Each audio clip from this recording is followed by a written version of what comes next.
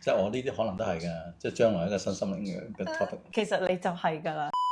Hello，大家好啊！咁今日好開心咧，我哋請到有米老闆啊，分享下咧，其實佢係點樣可以做到一間咖啡店屹立到14年㗎，即係咁唔簡單嘅事，究竟係點樣發生嘅咧？咁係有請你米老闆。好，早晨。早晨，係依家係幾多點？依家好似10點幾 in the morning。係啊，10點幾啦，咁都係早晨啦。係啊，早晨係啱嘅。未到午安，好嘅。係啦。咁米老闆其實咧，你搞呢一壇嘢之前係搞緊啲咩嘅咧？我以前其實未入咖啡行之前係做 IT 嘅。係做 IT 係做security。即係點樣？網絡保安同埋基建嘅保安。即係做防火牆。係咪啊？唔係，我係拆人嘅防火牆。你係拆人？唔係，其實係好，其實大家好多時誤會咗就係IT 嘅 security 就係你將個防火牆都 block 住人，唔係。係。其實好多嘢要兼顧嘅。係。包括係你譬如有棟新嘅大廈，你棟大廈外觀。或者係有啲咩嘢可以加到令到你棟大廈更加安全咧？係。咁呢啲其實都係關乎一個 IT 嘅 security。因為點解咧？好多時，譬如你會留意到就係而家每一年都有一個叫做地球1小時嘅活動。係。但係地球1小時嘅活動佢會主張大家去熄燈去環保，但係有啲地方咧其實唔可以熄。係喎，咁啲賊就可以入去咯。係啦，啱。因為其實你有時你會留意下咧，一啲真係一啲好金融嘅機構或者一啲好政府嘅機構咧，好多時佢哋喺棟大廈側邊四個角落頭咧，都會有啲射燈向上射嘅。呢個唔係美觀，其實係保安問題。因為通常而家啲玻璃幕牆咧，你夜晚係黑㗎嘛。係啊。咁即使話如果有個黑衫嘅爬上去，你係見唔到。係。咁所以如果你有呢4支燈咧，咁你就嗰個人會覺得嘅難度高咗，咁就會放棄。咁呢個係我哋以前都要諗嘅嘢。即係你哋要諗埋啲燈咁樣。係啊，點樣可以令到成個保安嘅系統會更加完善？但係關 IT 咩事咧？因為裏邊可能係一啲好敏感嘅 data。即係棟大廈裏邊可能好多好敏感嘅 data。咁所以你要由最外圍嘅開始慢慢 protect 到去最核心嗰部電腦。係呢個係以前要做嘅嘢。係。咁但係因為其實個壓力大啦。係。係啦，咁我要孭飛嘅係咪？嗱，我呢啲白頭髮係而家先有嘅。咁因為以前好多時就係當你出錯一個決定咧，其實影響嘅就係成個企業，甚至乎你嘅客戶，咁所以就好辛苦。咁就係啦，咁決定就逃離呢一行。逃離呢一行，但係唔係應該 IT 高薪厚職咁樣？我嗰陣時做嗰陣時都仲未係大家咁着重 IT security 嘅世界，所以咧嗰陣時我哋係一個遠古年前。係啦，我哋嗰陣時呢個 position 係一個好乞人憎嘅人。係啦，阻人發達。淨係識finance 會覺得我哋淨係識使錢啦。我哋冇建樹啦。又 block 住佢哋上網啦。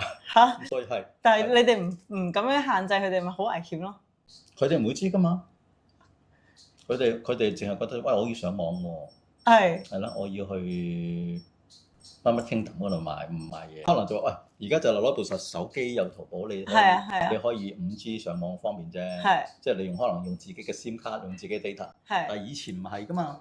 以前嘅世界就係講緊我做你諗下，我呢間鋪都14年啦。我做 IT 嗰陣時講緊20年前嗰個世界，你邊有咁盛行？你攞住部手機就可以上網買嘢㗎啫。咁所以大家好多時咧就係靠電腦咯。係咁，但係最你譬如買演唱會飛到12點開嘅，你唔會sorry 嚇，即係可能好多人都會試過。你唔會請假喺屋企12點上網，一定喺公司。係啊，一定係公司搶。係啦，咁如果我哋呢啲乞人憎嘅人 block 咗你咁，咁我哋咪就係公敵。你哋就係嗰啲係啦。咁但係冇計啦，咁佢哋冇計嘅，因為呢個係我工作。係咯，呢啲係工作。咁所以後尾就唔啦，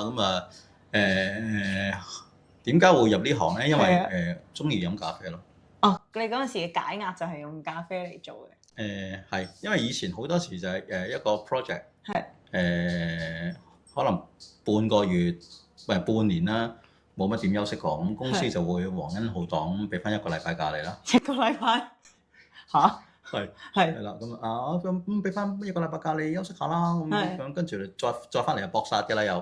咁嗰1個禮拜假可以去邊咧？我冇嚟歐洲㗎，即係攞個簽證1分鐘已經過。咁啊，於是最近咧就係去日本。咁啊，去日本我又唔係嗰啲去出去 shopping 嗰啲人嚟嘅。咁啊，四圍咪就係落咗地之後，咪攞住張火車證，嗰張7日嘅免費火車證。咁咪求其揾架車搭到去邊度，想落車就落車，盡量唔好見到香港人，唔好見到熟悉嘅人。咁落到去，咁有咩做啫？咁唔係食就飲㗎啦。咁飲嘅日光日白，冇理由走去酒吧。於是就可以會去飲咖啡。咁啊飲咖啡，咁啊飲下，哇！其實日本咖啡好好飲喎。咁呢個味道係我之前我細個嗰陣時，我爹哋同我講嘅咖啡個味道個感覺嚟喎。係，即係你講而家嘅呢一杯咁樣嘅味道。你而家飲咩呢杯唔係？呢杯我自己闖出嚟嘅。但係因為日本嘅師傅好多時都會做一啲叫做 dark roast coffee。咁就好深色，炒到好深，但係又唔燶。呢下技術嚟嘅。即係呢下我覺得好神奇，就係。因為以前喺中段，譬如你翻工嘅時間，你落茶餐廳嗰杯齋啡咧，一定好難飲。係啦，嗰隻嚟噶嘛。咁但係去到日本唔係喎，求其揾間鋪頭仔入到去，喂杯嘢都好飲嘅喎。咁開始研究你哋點整嘅咧？點解同香港就爭咁遠嘅咧？其實花幾多心機落去咧？咁於是開始呢個漫長嘅4圍去飲咖啡嘅行為。咁就飲下，飲到有一日我決定唔做 IT 咧，就不如試下開一間咖啡店，將我喺日本嘅記憶嘗試帶翻嚟。咁你係點樣？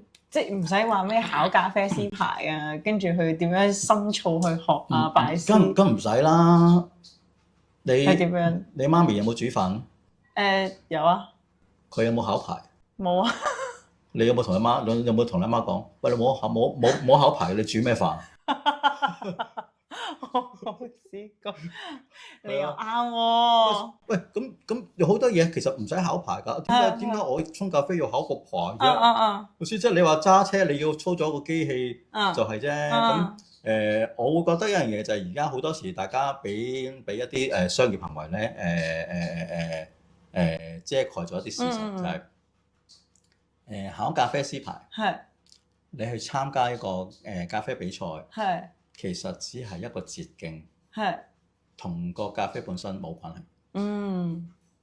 點解我哋好多時就係要去考個咖啡師牌咧？其實我幾反感大家一考完個牌就話自己係咖啡師嘅。因為其實師呢個字咧，其實係有責任嘅。係啊，咁其實我哋初入行嘅，其實你應該係一個水吧服務員，或者一個而家好啲嘅。你而家去睇下一啲NGO 咧，佢哋搞呢啲嘅咖啡班咧，佢係寫呢個咖啡調製員課程。咁佢唔係寫咖啡師課程嗱，我覺得呢樣嘢做得啱嘅，係有少少有返良心。係啦。嗱，唔好話人冇良心啊。呢個咁講咧，佢係對個社會有翻啲正面嘅價值。咁即係俾大家睇得到，原來我入行嗰時，sorry， 我唔係一個咖啡師，我只係一個咖啡調配員。咁我覺得呢樣嘢係俾佢哋一個好正面嘅一個睇法。唔係有一個入到去就高高在上，喂，我唔會做其他嘢㗎，我咖啡師嚟㗎嘛。sorry 啊，你除咗識拉花之外，仲有啲咩識做？你識唔識得同個咖啡豆傾偈？你除咗識同個磅同個溫度計傾偈，你有冇實際同個咖啡傾過偈先？冇。咁所以唔應該叫做咖啡師。咁咩叫同咖啡傾偈咧？即係嗱，你頭先呢度睇住我炒，又睇住我炒豆啦。其實我係會一路會望住個顏色。我唔係你見到我部機咧個 setting 好得意嘅，我係冇電腦出圖嘅。我係純係全手動。係。你必須要每一分每一秒同個咖啡溝通佢嗰個狀態，當刻嘅狀態。喂，我可以再熱少少都得喎，我唔得咯，我開始燶咯，你要收咯，你要同我傾嘅。如果你盲目咁睇住一個數據咧，個數據只會控制咗你嘅思維，控制咗部機。粒豆話俾你知，喂，我頂唔順啦，我燶啦，唔好意思，個數據未到喎，咁你受多20-30度先啦，唔該。咁你出嚟個豆咪唔靚咯。咁所以我哋炒咖啡豆好，沖咖啡好，我哋要同個豆同個咖啡傾偈，就唔係同啲機器傾偈。咁咪同你之前 IT 嗰個工作好唔同，一個就係專登，我要盡量脫離，因為其實。同埋我有一樣好反感，係啦，反感啦。因為我以前正係做 IT 咧，我對 standard 呢個字咧好厭尖嘅。standard 係一個業界公認唔可以改嘅一堆文字。咁喺我哋而家做咖啡咧，你會發覺就係大家都成講呢個係一個標準。其實標咩準啫？你嗰個莊園嗰一季豆。你今日摘嘅同聽日摘嘅嗰個豆嘅本身嘅質量嘅味道已經唔同㗎啦。咁你標準化唔到㗎。咁你話俾佢知，非洲豆應該有個標準味道，點解非洲豆有個標準味道咧？非洲咁多個國家，咁多個唔同嘅產地、唔同嘅莊園，有唔同嘅高度，理應係全部都唔同味㗎嘛。咁所以喺我哋以前嘅世界，呢啲叫 reference 嘅啫。參考，為俾你參考㗎咋，唔係俾你跟足㗎嘛。但係而家好多時就係因為嗰個所謂嘅教學標準咧，咖啡教學標準咧，令到大家覺得呢樣嘢叫標準。唔跟咧就唔跟唔合格，係考試係唔合格嘅。但係你考完試係應該用翻你自己嗰個感覺去對待個咖啡，唔係攞個考試模式去對待個咖啡。咁跟住你就點樣突然衝咗出嚟就話開啦咁樣？咪就係因為唔想做 IT，咪就開咯。即係哇！咁如果係咁，我要創業啦，跟住就求其揾間鋪咁樣，你唔驚？哇！大佬啊，咁你話攞好多嘢㗎嘛，唔係嘅咩？咁唔係嘅咧，我頭先都講啦，其實我哋以前做 IT 做 security 其實係好犯眾憎嘅嘢嚟㗎嘛，咁所以就係仇家多咯，仇家多咪就盡量做翻啲仇家唔嚟嘅地方。咁所以就開間咖啡店就係其實某程度上係想最初係想避靜嘅。避一避靜一靜，等自己冷靜下，思考下跟住應該點做。咁點知一做就做咗14年。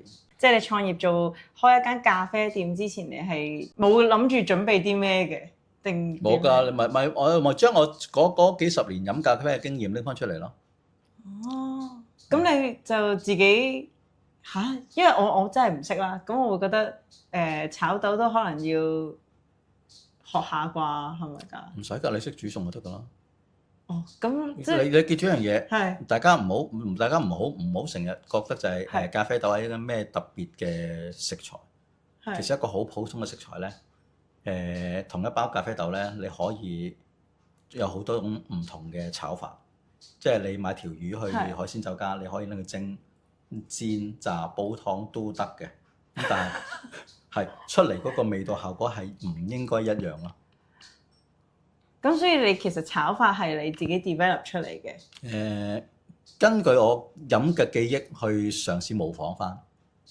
但係你齋飲，你唔會知道佢背後點做噶嘛？即係好似我頭先冇睇過你，我都唔知原來倒啲豆落去。係㗎，嗱，你記住一樣嘢，日本有啲師傅好得意嘅，佢間鋪頭咧係個炒豆爐咧係喺鋪頭嘅近住門口位一個大玻璃，係啦。